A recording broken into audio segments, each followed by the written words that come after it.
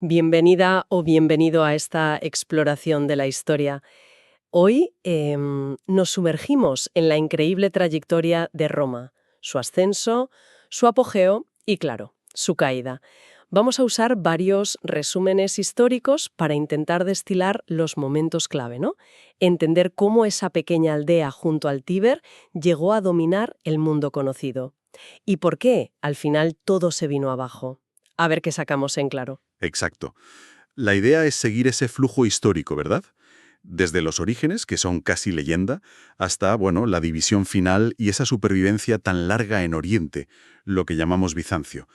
Intentaremos ver las fuerzas políticas, militares, sociales, que movieron los hilos. Y por qué algunos momentos, pues las guerras púnicas, por ejemplo, o las crisis internas, fueron tan decisivos. ¿Y por qué nos siguen diciendo cosas hoy? Pues empecemos por el principio, ¿te parece? Las fuentes nos llevan al 753 a.C., más o menos, una aldea, casi nada, en la península itálica junto al río Tíber. Y la leyenda, claro, que es muy potente, Rómulo, la loba. Un inicio muy humilde, la verdad, para lo que llegaría a ser, casi increíble. Sí, totalmente. Un origen modesto que, bueno, contrasta muchísimo con la grandeza que alcanzó después. La primera etapa es la monarquía, este periodo de los 7 reyes, como se les conoce. Figuras que parecen haber sido bastante guerreras, ¿eh? Consolidaron el poder inicial de la ciudad, pero parece que las luchas internas por el trono eran, pues, bastante comunes. Claro, el poder absoluto, ya se sabe. Y las fuentes sugieren que los últimos reyes abusaron un poco, ¿no? Y eso generó descontento. De ahí surge esa élite, los patricios, la aristocracia, que se organiza y crea el Senado. Al principio era un consejo. Pero bueno, ya apuntaba maneras, ¿verdad? Iba a tener mucho más peso. Totalmente. Y ese descontento acaba explotando. Expulsan al último rey y se establece la república. Y esto es un cambio fundamental, ¿eh? El poder ya no se hereda, al menos en teoría. Pasa a magistrados electos y sobre todo al Senado. Ahí es donde se corta el bacalao de verdad, dominado por estas familias patricias, las más influyentes. Y es con la república cuando Roma pega el estirón. Empieza una expansión militar tremenda, primero asegurando el control de toda Italia. Esa unificación de la península fue la base, la plataforma indispensable para todo lo que vino después. Sin eso, la historia habría sido otra, seguro. Es curioso, porque los resúmenes señalan que mientras Roma estaba en eso, consolidando Italia, el gran evento mundial eran las conquistas de Alejandro Magno en Oriente. Parecía que Roma era algo secundario. Pero ellos siguieron a lo suyo, ¿no? Con esa tenacidad romana, más despacio quizá, pero sin parar. Exacto. A su ritmo, pero constante. Y una vez que tienen Italia, ponen los ojos en Sicilia.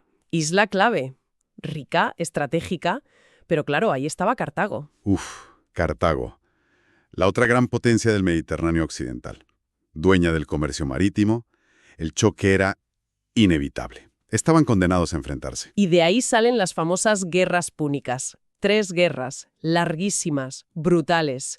Los textos dejan claro que fueron la prueba de fuego definitiva para Roma. O ellos o Cartago. Exacto. Quien ganara controlaría esa parte del Mediterráneo. La primera empieza en el 264 a.C. y es sobre todo naval. Que Roma no tenía ni idea de barcos al principio. Tuvieron que construir una flota casi de la nada. Pues sí, y lo consiguieron. Adaptaron tácticas de tierra al mar, con el famoso Corvus, ese puente de abordaje, y vencieron a los cartagineses en batallas clave como la de las Islas Cegadas. Y el premio fue Sicilia, su primera provincia fuera de Italia. Y una buena indemnización que nunca viene mal. Pero Cartago no se rindió, ni mucho menos. 20 años después aparece Aníbal, un genio militar, de los grandes de la historia, y él provoca la Segunda Guerra Púnica, con una audacia. Increíble. Lo de cruzar los Alpes con el ejército y los elefantes para invadir Italia por el norte, o sea, nadie se lo esperaba. Fue una genialidad táctica. Totalmente. Y les dio unas palizas tremendas a los romanos en su propio terreno, Canas. Fue un desastre absoluto para Roma. Las fuentes hablan de un trauma nacional, pérdidas enormes. Roma tembló de verdad. Pero aquí se ve esa capacidad de Roma, ¿no?, que comentan los análisis. Esa resiliencia increíble. A pesar de las derrotas, no se hunden. No, mantienen la calma, digamos, reclutan más legiones y hacen una jugada maestra, llevar la guerra a África, a casa de Aníbal, con Escipión al mando. Claro, eso obliga a Aníbal a volver corriendo para defender Cartago. Y la batalla final es en Zama. Y Escipión, que había estudiado a fondo a Aníbal, consigue ganarle tácticamente. Derrota cartaginesa otra vez. Condiciones durísimas. El poder de Cartago quedó muy mermado. El equilibrio ya estaba roto, claramente. Roma era la que mandaba. Y medio siglo después, buscaron la excusa para acabar el trabajo.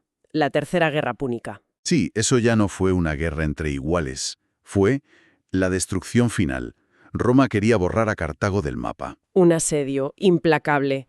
3 años. Al final, la ciudad cayó. Fue saqueada y arrasada en el 146 a.C. Su territorio se convirtió en la provincia de África. El Mediterráneo occidental era ya, sin duda, un lago romano. Y no pararon ahí. La expansión siguió hacia el este. Se enfrentaron a los reinos que surgieron de las conquistas de Alejandro, Macedonia, el Imperio Seleucida, y acabaron anexando Grecia también. O sea que para el siglo II a.C., Roma ya controla España, Italia, Grecia, el norte de África, una superpotencia total. Indiscutible. Pero, y aquí viene lo importante que señalan los análisis históricos, esta expansión tan rápida trajo problemas internos muy gordos. Las guerras constantes significaron un flujo enorme de esclavos. Y ahí está el problema. Los ricos, la élite senatorial y los caballeros acaparan tierras y más tierras. Los famosos latifundios, explotaciones enormes trabajadas por miles de esclavos. Exacto. ¿Y eso a quién arruina? Pues a los pequeños campesinos libres que eran la base del ejército republicano. Pierden sus tierras, se van a Roma, y se crea una masa de gente pobre y cabreada en la ciudad. Claro, una brecha enorme entre ricos y pobres, polarización total. Y eso envenena la política. Surgen las facciones. Los populares, que decían defender al pueblo, y los optimates, la facción aristocrática, defendiendo sus privilegios. La tensión era palpable. Y en ese caldo de cultivo, figuras como los hermanos Graco intentan hacer reformas. Una reforma agraria para redistribuir tierra pública. Eran tribunos de la plebe, allá por el 134 a.C. Pero la oposición del Senado fue brutal. Los asesinaron a los dos. Y eso es un punto de inflexión terrible, ¿eh? Las fuentes lo marcan bien. La violencia entra de lleno en la política romana. Se normaliza. La cosa estaba tan mal que hasta los esclavos se rebelan. La revuelta más famosa, la de Espartaco, entre el 73 y el 71 a.C., fue aplastada con una crueldad, miles de crucificados, para dar ejemplo. Pero demostró las grietas tan profundas que había en la República. Y en medio de todo ese caos, ¿quién emerge? El general ambicioso, con su ejército leal a él, no tanto al Estado. Y el más listo, el más carismático, Julio César. Julio César, patricio de origen, pero conectado con los populares, y un genio militar sin duda. Conquista las Galias, lo que hoy es Francia, llega hasta Britania. Esas campañas le dan una fama increíble, muchísima riqueza y, sobre todo, la lealtad a muerte de sus legiones. Eso era clave. El ejército ya seguía más al general que a Roma. Y el Senado, claro, con Pompeyo a la cabeza, otro general de éxito, pero más del lado de los optimates. Empieza a ver a César como una amenaza mortal para la República. Le ordenan que disuelva su ejército y vuelva a Roma solo. Vamos, una trampa. César se encuentra en una encrucijada. Si obedece, probablemente es su fin político o algo peor. Si desobedece, es la guerra civil. Una decisión terrible. Y la tomó. En el 49 a.C. cruza el río Rubicón, un riachuelo en realidad, pero era el límite de su provincia, con sus legiones. La frase famosa, alea iacta est, la suerte está echada. Era una declaración de guerra en toda regla. Sí, y la guerra civil fue relativamente rápida. César derrota a Pompeyo en Farsalia, Pompeyo huye a Egipto y allí lo asesinan. César va detrás, interviene en la política egipcia y ahí empieza su relación con Cleopatra. Se convierte en el dueño de Roma, básicamente. Acumula cargos, cónsul, dictador, al final dictador vitalicio. Hizo reformas importantes, sí, pero esa concentración de poder, esa actitud casi de rey, asustó a muchos republicanos. Y conspiraron contra él. En los idus de marzo del 44 a.C. lo asesinan en pleno Senado, con Bruto, que él consideraba cercano, entre los conspiradores. Lo del «tú también, Bruto» añade mucho drama al asunto. Pero claro, Matar a César no restauró la República, ni de lejos. Desató otra guerra civil, aún peor. Se forma el segundo triunvirato. Marco Antonio, su lugarteniente, Lépido, otro general, y el joven Octavio, su sobrino nieto y heredero. Juntos, primero, persiguen y derrotan a los asesinos de César. Pero en cuanto lo consiguen, empiezan las peleas entre ellos por el poder, las ambiciones personales. Sí, Lépido es apartado rápidamente, y la lucha final es entre Marco Antonio y Octavio. Antonio controlaba Oriente, las provincias más ricas. Y aquí vuelve a entrar Cleopatra. Antonio se lía con ella, política y personalmente. Se instala en Alejandría y Octavio aprovecha eso en Roma para su propaganda. Lo pinta como un traidor vendido a una reina extranjera. Funciona. La opinión pública en Roma se pone en contra de Antonio. La batalla decisiva es naval, en Axio, en el 31 a.C. La flota de Octavio, mandada por Agripa, destroza a la de Antonio y Cleopatra. Ellos huyen a Egipto y poco después se suicidan. Octavio queda como dueño absoluto del mundo romano. Fin de las guerras civiles. Y Octavio demuestra ser un político muy hábil, inteligentísimo. No comete el error de César de querer parecer un rey. Al contrario, restaura formalmente la República, el Senado, las magistraturas, pero, en la práctica, concentra en él todos los poderes importantes, el militar, el político, hasta el religioso. Crea un sistema nuevo, con fachada vieja, el Principado. Y en el 27 AC, el Senado, agradecido por la paz, le da el título de Augusto, el Venerable, aunque él prefería llamarse Princeps, el primer ciudadano. Pero ese momento es el inicio formal del imperio. La República ya era historia. El reinado larguísimo de Augusto inaugura la Pax Romana. 200 años, más o menos, de paz interna y estabilidad. La edad de oro del imperio. Aunque bueno, no todo fue perfecto, ¿eh? Hubo emperadores complicados. Ya. Tuvimos a Calígula, a Nerón, cuyas locuras y crueldades son legendarias. Pero también, sobre todo en el siglo II después de Cristo, llegó esa época de los llamados 5 emperadores buenos. Nerva, Trajano, Adriano, Antonino Pío, Marco Aurelio. Lo interesante ahí es que la sucesión no fue por sangre, sino por adopción. Elegían al más capaz para sucederles. Un sistema que funcionó muy bien durante un tiempo. Y fue bajo Trajano, a principios de ese siglo II, cuando el imperio alcanzó su máxima extensión, desde Britania hasta Mesopotamia. Una barbaridad de territorio. El Mediterráneo era literalmente suyo. Pero esa edad dorada no duró para siempre. Marco Aurelio, el último de los buenos, el filósofo emperador, cometió el error, dicen algunos, de nombrar sucesor a su hijo Cómodo. Y Cómodo fue un desastre. Un tirano. Su asesinato en el 192 DC abre otra vez la caja de Pandora. Inestabilidad. Y eso desemboca en la terrible crisis del siglo III. 50 años de caos. Los análisis hablan de anarquía militar casi continua. ¿Cómo fue eso? Los ejércitos ponían y quitaban emperadores. Exacto. Las legiones en las provincias proclamaban emperador a su general. Y claro, se liaban a pelear entre ellos. Hubo decenas de emperadores en poquísimo tiempo. La mayoría morían asesinados, un caos. Madre mía. Y a eso súmale la presión en las fronteras, pueblos germánicos apretando por el norte, el nuevo imperio sasánida en Persia por el este, y una crisis económica muy profunda. Algunos la ligan a la falta de esclavos, que eran la base de la producción agraria. Parecía el fin, ¿no? Pero Roma siempre resurge. A finales del siglo III llega Diocleciano y consigue poner orden. Sí, Diocleciano fue un reformador brutal. Reorganizó todo. El ejército, la administración, los impuestos. E inventó la tetrarquía.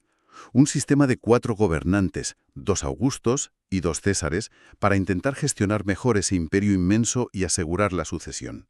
No duró mucho la tetrarquía en sí, ¿verdad? No, el sistema de 4 no cuajó. Hubo más guerras civiles, pero las reformas de Diocleciano sí dejaron huella. Y su sucesor, Constantino, tras reunificar el imperio de nuevo, tomó 2 decisiones que cambiaron la historia. ¿Cuáles fueron? Primero, legalizar el cristianismo, que acabaría siendo la religión del imperio. Y segundo, trasladar la capital. Fundó una nueva Roma en Oriente, en la antigua Bizancio, Constantinopla. Ah, claro. Constantinopla. Eso fue importantísimo. Muchísimo. Estas reformas dieron un respiro al imperio, casi un siglo más de cierta estabilidad. Pero los problemas de fondo seguían ahí. La economía, la presión exterior, el tamaño. Y el paso final hacia la división llega con Teodosio, ¿no? A su muerte en 395 DC. Efectivamente, divide el imperio oficialmente entre sus dos hijos. Oriente para Arcadio, con capital en Constantinopla, y Occidente para Honorio, con la capital que se movió entre Milán y Rávena. Y aunque en teoría era un solo imperio, en la práctica, Cada uno fue por su lado. totalmente. Funcionaban como dos estados distintos, con sus propios problemas, ejércitos, administraciones. Y los análisis coinciden. Occidente era la parte más débil. Sí, tenía menos dinero que Oriente, que se quedó con Egipto y las provincias más ricas. Tenía fronteras más largas y difíciles de defender contra las migraciones germánicas, que eran masivas en esa época. Y los emperadores a menudo eran niños o figuras débiles, manejados por generales. Y el territorio occidental se fue perdiendo a trozos. Galia, Hispania, África. Cayeron en manos de reinos germánicos. La propia Roma fue saqueada varias veces. Imagínate el impacto. El poder del emperador de Occidente era cada vez más simbólico. Hasta que llegó el final, el 476 después de Cristo. Odoacro, un jefe militar germano al servicio de Roma, depone al último emperador, Rómulo Augustulo, un chavalín. Qué ironía, ¿verdad? El último emperador con el nombre del fundador y del primer emperador. Odoacro no se nombró emperador, sino rey de Italia. Y esa fecha, 476, se toma como el fin simbólico del Imperio Romano de Occidente. Pero, y esto es clave, el Imperio Romano de Oriente, el que llamamos bizantino, siguió. Siguió. Y por casi 1000 años más. Tenía más recursos, Constantinopla era una fortaleza casi inexpugnable, tenía una administración más sólida, mejor diplomacia. Sobrevivió. E incluso tuvo momentos de intentar recuperar lo perdido, ¿no? Con Justiniano, en el siglo VI. Sí, Justiniano soñó con restaurar la unidad. Su general Belisario recuperó África e Italia. Fue un esfuerzo enorme. Justiniano también es famoso por recopilar el derecho romano, el Corpus Juris Civilis, y por construir Santa Sofía, una maravilla. Pero esas conquistas fueron efímeras, ¿no? Costaron mucho y se perdieron pronto. Además, hubo una plaga terrible que debilitó mucho al imperio. Plaga de Justiniano. Fue devastadora. Y a partir de ahí, Bizancio tuvo que luchar siglo tras siglo para sobrevivir. Contra persas, ávaros, eslavos, luego los árabes con el Islam, búlgaros, normandos, los propios cruzados latinos, Su territorio se fue encogiendo y encogiendo. hasta quedar reducido prácticamente a Constantinopla y poco más. Y el final llegó en 1453, la caída de Constantinopla ante los turcos otomanos, con sus cañones gigantes. Exacto.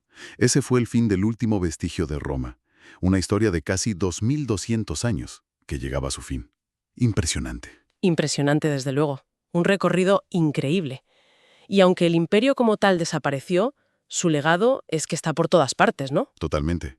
El derecho, la arquitectura, nuestras lenguas romances que vienen del latín, la ingeniería, la idea de ciudadanía, la organización militar, administrativa. La huella es profundísima. Incluso la idea de Roma, su prestigio, siguió vivo. Hubo intentos de ser sus herederos, como el Sacro Imperio Romano Germánico, o países que adoptaron sus símbolos, como el águila. Sin duda, la fascinación por Roma no ha muerto. La frase «todos los caminos llevan a Roma» pues sigue teniendo un eco, ¿verdad? No literal, pero sí cultural, histórico. Hemos trazado ese flujo histórico, ¿no? Desde la aldea a un imperio gigantesco, y luego su fragmentación y caída, una historia de una complejidad abrumadora. Desde luego, hemos visto esa capacidad increíble de expansión, de adaptación, pero también cómo ese mismo crecimiento generó tensiones brutales. La desigualdad, las guerras civiles, la dificultad de manejar algo tan enorme, son patrones que, bueno, quizás resuenan en otros momentos de la historia, ¿no? Sí, te deja pensando, ¿cómo una estructura política llega tan alto y dura tanto tiempo? ¿Y qué factores internos y externos la debilitan hasta que cae? Hay lecciones ahí sobre el poder, sobre integrar gente distinta, sobre los peligros de crecer demasiado. Es una pregunta muy pertinente. La experiencia romana con sus luces y sus sombras sigue siendo un espejo en el que mirar, creo yo. Da para reflexionar mucho sobre nuestra propia época. Pues sí, esperamos que esta inmersión en la larga historia de Roma haya sido interesante, que haya aportado algo. Gracias por acompañarnos en este viaje. Gracias. Hasta la próxima.